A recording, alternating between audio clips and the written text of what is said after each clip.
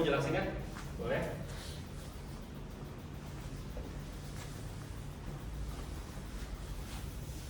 Oke, selamat siang, Koko di sini, Opa, Oma semuanya. Terutama untuk Koko yang baru, Koko namanya siapa? Ben. Koko Ben. Cici namanya siapa? Ci Apin.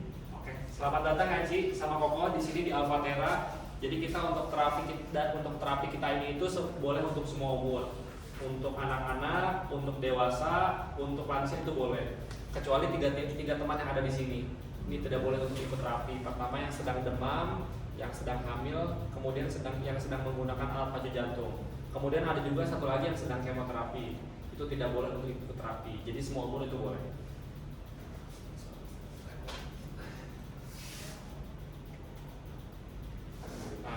Sebelum perkenalan Alfatera, di sini aku mau perkenalkan diri dulu. Nama aku Willy. Di sini aku nggak sendiri. Di sini ada manajer aku juga, namanya Melati. Cuma lagi bagi-bagi brosur.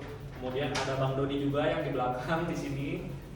Bang Dodi. Nanti mungkin kalau terapi lagi di sini, nanti ketemu Bang Dodi atau teman-teman yang lain juga. Ada Dini, ada Novan. Cuma lagi di gereja Santo Yakobus. Gitu. Nah, di sini aku ucapkan selamat datang di Alfatera. Jadi untuk terapi kita ini sudah berjalan selama lebih dari 20 tahun di Malaysia. Untuk di Indonesia itu sudah kurang lebih 3 tahun. Kita untuk di Indonesia ini lamanya ada di Jakarta, kemudian ada juga di Tangerang. Kalau di Jakarta itu ada di Kelapa Gading, di Puri, di Jakarta Barat. Kemudian kalau di Tangerang kita ada di Gading Serpong. Sebelumnya ada di BSD juga, tapi karena dekat jaraknya BSD sama Gading, jadi yang di BSD pindah ke sini. Gitu. Kemudian kita ada di Alam Sutra juga di Tangerang. Nah, kalau di sana itu sudah lumayan ramai. Kalau di Surabaya kita baru kurang lebih sekitar 2 minggu. Ini sudah kurang lebih 14 hari lebih. Kita ucapkan selamat datang. Kemudian juga sudah banyak sekali Bapak Ibu di sini yang merasakan perbaikan atas keluhan-keluhannya. Kalau di Surabaya di sini kita sudah pasang di sini banyak di poster-poster di belakang dan juga di depannya. Nah, ini untuk alat kita ya. Jadi alatnya sama ya, sama ada yang di sebelah Bapak Ibu ya.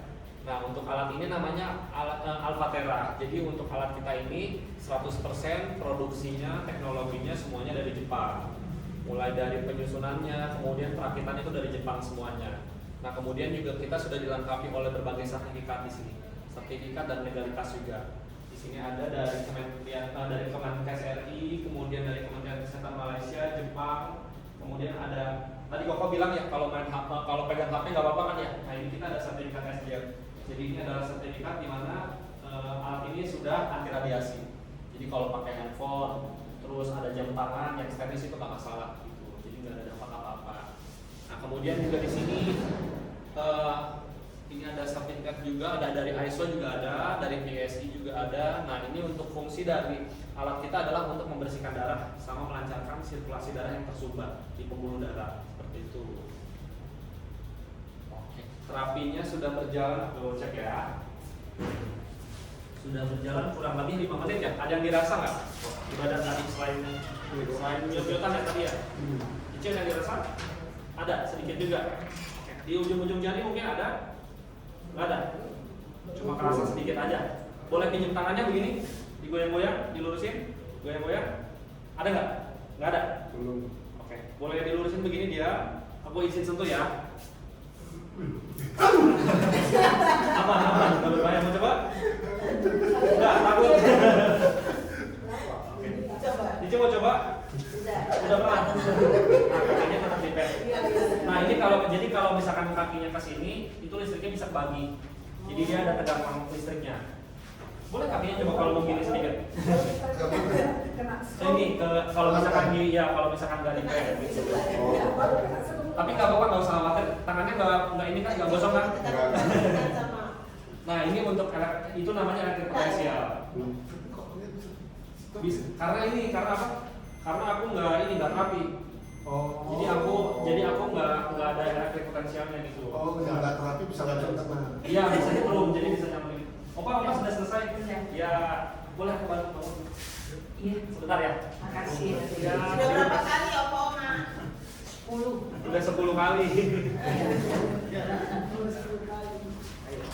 Ayo berempat dari depan. Berempat. Ya, Iya, siapa dulu? Sama-sama. lanjutin ya, nggak apa-apa ya. Oke. Nggak ada yang lagi demam kan ya? Nggak ada. Demam pakai alat bantu jantung nggak ada? Lagi hamil bapak? Nggak? Enggak ya? Punya lagi ya? Kalian mau sering ya? Setiap kesini ya? Enggak, baru ya. Nah, kemudian tadi udah ini ya, udah kerasa ya? Ya, Ada kerasa. listriknya ya? Ya. Bapak boleh pinjam tangannya begini? Ini aja deh, kakak aja deh. Ya. Boleh, aku pinjam tangannya begini, goyang-goyang. Ada rasanya nggak? Tadi. Tadi ada, Tadi. sekarang nggak ada. Masih belum. Boleh pinjam begini lurus. Aku sentuh ya sedikit ya. Ada apa ya listriknya ya? Ada. Mau coba ibu? Hah? Mau coba nggak? Apa tuh Pak? Ada sedikit. Ya aku sedikit dulu ya. Iya. Mau coba? Ada listriknya. Nah, biasanya normalnya itu kalau untuk yang normalnya itu tidak terasa apa-apa. Tapi kalau misalkan kerasa seperti ada bulu kuduknya kayak kesentuh gitu. Nah, kalau misalkan ada geremet-geremet di kulitnya, nah itu tandanya kulitnya sensitif begitu. Jadi normal itu sebenarnya nggak ada.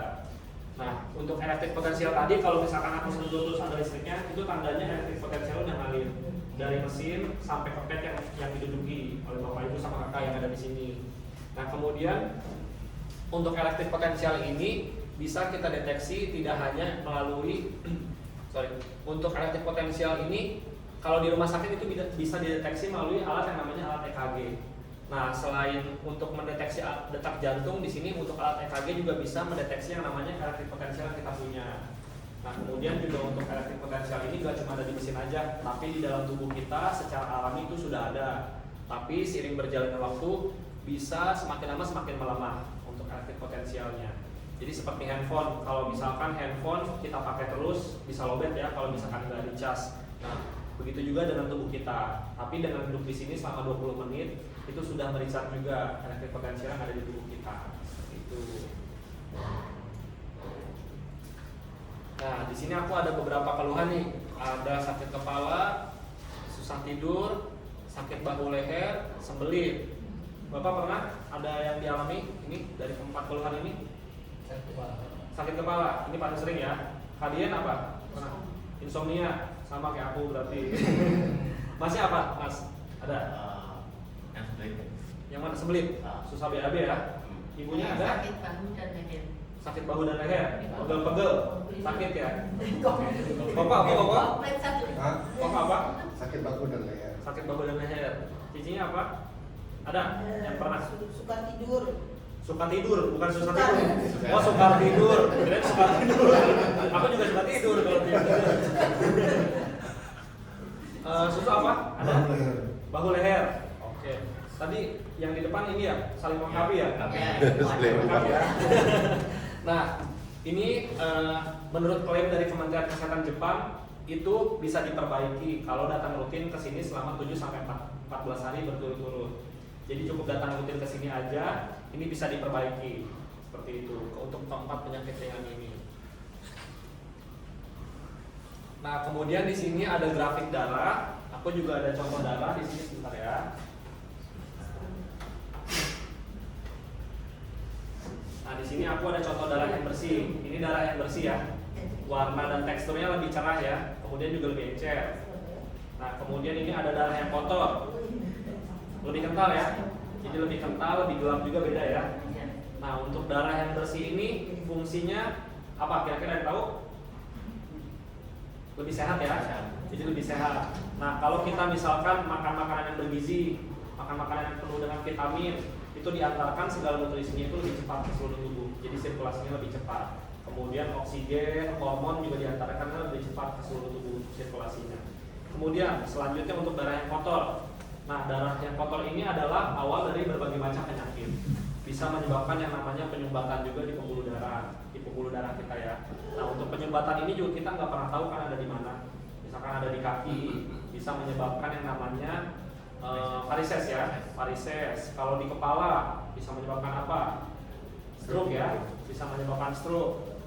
Kalau di jantung bisa menyebabkan yang namanya serangan jantung. Kita pakai pen, seperti itu ya. Nah, untuk darah yang kotor ini ada berbagai macam penyebabnya yang sulit sekali kita hindari penyebabnya. Dari sini ya. Nah, untuk penyebabnya ini ada 4. Ini ada yang pertama tekanan berlebihan atau stres. Ada yang sedang stres di sini? Ada? Nggak ada? Koko lagi stres? Tadi pernah ya? Pernah stres ya? Nah, untuk stres ini sangat sulit sekali kita hindari ya. Entah stres karena apa? Karena berantem misalkan. Mungkin karena masalah ekonomi, bisa juga stres di akhir bulan, di awal bulan. Nah, tergantung tanggal stresnya. Tanggal tua, betul. Tanggal tua bisa. Nah, ini bisa menyebabkan darah kita menjadi kotor. Seperti itu. Kemudian selanjutnya pencemaran alam sekitar seperti pencemaran air atau pencemaran udara. Kita keluar rumah aja tuh untuk oksigen itu nggak sepenuhnya ya. Untuk udara itu nggak sepenuhnya oksigen. Jadi kalau bisa udara ini sudah tercemar dari kendaraan-kendaraan bermotor seperti itu, ini sulit sekali kita hindari ya. Kemudian adalah pola makan yang tidak seimbang atau tidak teratur.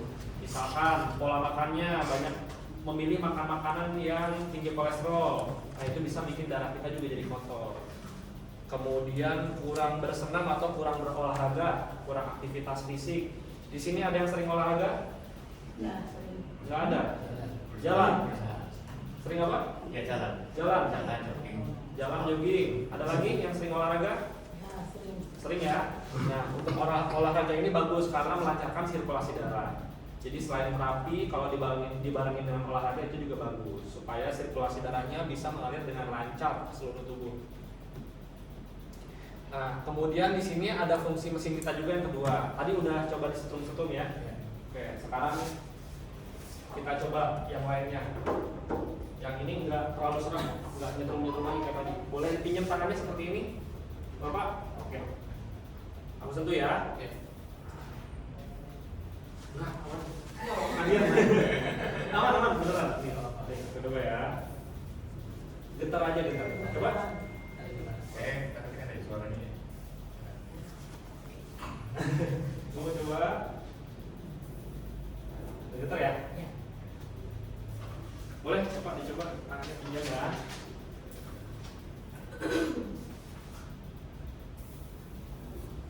Mau coba lagi? Boleh? Balik. Nah, mau coba? Sudah ya.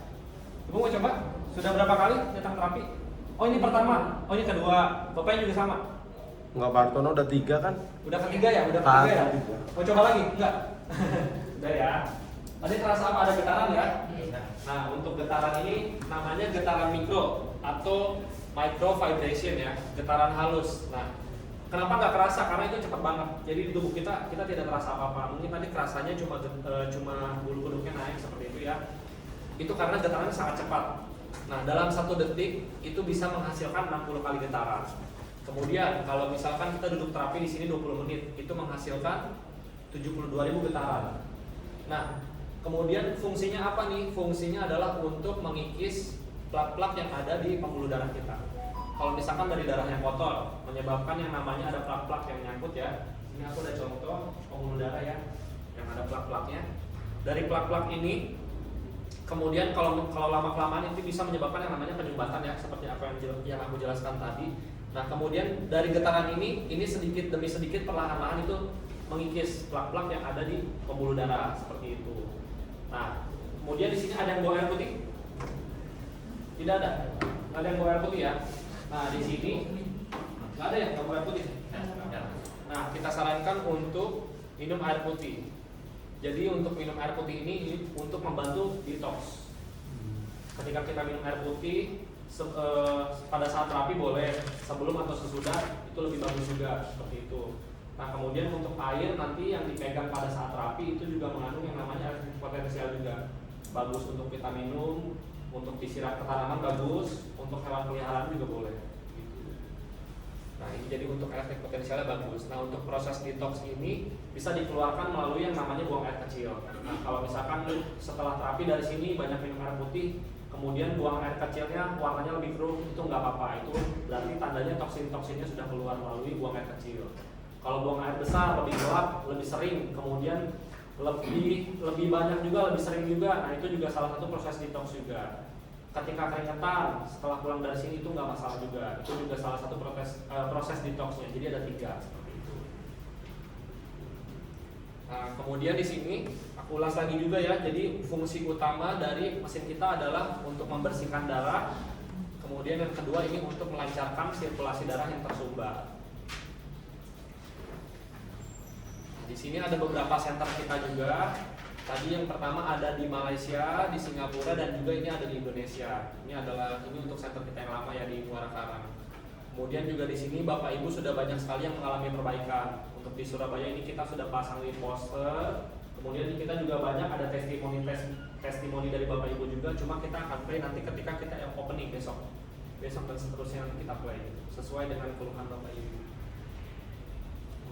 Nah, di sini juga aku sarankan untuk datang secara rutin. Karena apa? Karena untuk mempercepat proses perbaikan. Kalau misalkan datangnya bolong-bolong nih, Kak Willy gimana nih? Misalkan aku hari ini datang, besok nggak datang, besok datang lagi, besok nggak datang, bolong-bolong deh pokoknya. Nah itu akan memperlambat proses perbaikan dari keluhannya. Seperti itu. Jadi datang aja ke sini karena di sini gratis. Selama kita di sini gratis. Nah kemudian, misalkan ada pertanyaan, di sini ada efek sampingnya atau enggak? Di sini sama sekali nggak ada efek samping. Karena apa? Karena di sini kita tanpa obat. Kita tanpa yang namanya bedah atau suntik-suntik nggak ada. Nah kita juga tidak ada efek samping sama sekali. Yang ada itu hanya tanda-tanda awal reaksi pemulihan aja. Kalau misalkan di sini merasa kantuk pada saat terapi atau setelah pulang, ada yang ngantuk? Merasa kantuk? Belum ada ya? Saya agak sedikit. Agak sedikit ngantuk. Ya, saya sedikit. Oke. Nah itu proses perbaikan juga. Salah satu proses perbaikan dari keluhannya seperti itu. Kemudian rasa lelah atau letih ketika pulang dari sini, kerasa capek, itu nggak apa-apa, dibawa tidur aja. Kalau misalkan lagi free, nggak apa-apa dibawa tidur, jangan dipaksa aktivitas seperti itu. Kemudian selanjutnya lebih sakit. Untuk yang lebih sakit ini biasanya terjadi kalau misalkan badan-badannya ada yang sakit, tapi nggak banyak case-nya. Jadi misalkan ada sakit bahu atau sakit pinggang, kemudian kerasanya setelah terapi itu lebih sakit. Nah itu salah satu proses pemulihan juga, nggak apa-apa. Nah kemudian, tapi untuk proses perbaikan ini kembali lagi ke metabolisme tubuhnya masing-masing. Jadi setiap individu itu beda-beda untuk proses perbaikannya. Cepat atau lambat itu berbeda. Di sini ada yang bahas di sini yang bahasa Indonesia ya. Di sini ada yang sensitif. Nah misalkan tadi kerasa ada getar-getar atau setelah terapi merasakan perbaikan. Misalkan yang tadinya pusing, terus tiba-tiba udah mulai membaik pusingnya. Nah itu tandanya tubuhnya sensitif. Sekali terapi, 2 kali terapi merasakan perbaikan itu tandanya tubuhnya sensitif. Kemudian yang kedua ini ada yang bertahap. Misalkan di hari ini keluhannya belum ada perubahan, besoknya sudah ada perubahan. Di hari berikutnya lebih membaik lagi, itu tandanya tubuhnya itu progresif di sini ya, yang step by step. Kemudian di sini ada yang naik turun. Misalkan hari ini datang keluhannya belum hilang seperti itu. Kemudian hari esoknya udah ada perbaikan. Hari selanjutnya kembali lagi, nah itu akan naik turun terus seperti itu sampai akhirnya mendapatkan perbaikan. Yang penting tetap datang rutin aja. Kemudian ada lagi di sini yang lambat. Nah untuk yang lambat ini tergantung kepada penyakitnya atau keluhannya. Misalkan keluhannya ada 5 dan itu sudah bertahun-tahun. Misalkan ada stroke, diabetes, ada sakit kepala. Nah itu biasanya perlu proses. Karena di sini kita bukan pil ajaib. Jadi kita nggak bisa langsung sekali, 2 kali bisa langsung sembuh. Jadi itu untuk proses perbaikannya juga harus step by step gitu. Jadi datangnya bisa rutin aja. Karena apa? Gratis terapinya ya. Nah, kita juga nanti besok ada grand opening. Jadi Bapak Ibu di sini kalau misalkan keluarganya, teman-temannya atau orang-orang tercinta di sini ada keluhan entah penyakit berat, penyakit ringan, nggak apa-apa dibawa ke sini aja. Jadi kita bareng-bareng, kita terapi supaya semuanya sehat seperti itu dan dapat perbaikan maksimal. Karena selama kita di Surabaya, sekali lagi apa yang ingetin, kita gratis di sini. Semakin banyak yang datang, kita semakin lama di sini seperti itu. Jadi besok datang lagi ya. Oke. Ada pertanyaan mungkin? Bapak ada pertanyaan? Cici, aman ya? Oke, kita kasih tepuk tangan dulu dong. Ada tambahan? Nggak ada. Aman ya? Boleh nanti aku setel ada video testimoni dari Bapak Ibu ya. Yang mana Bang Lutfi?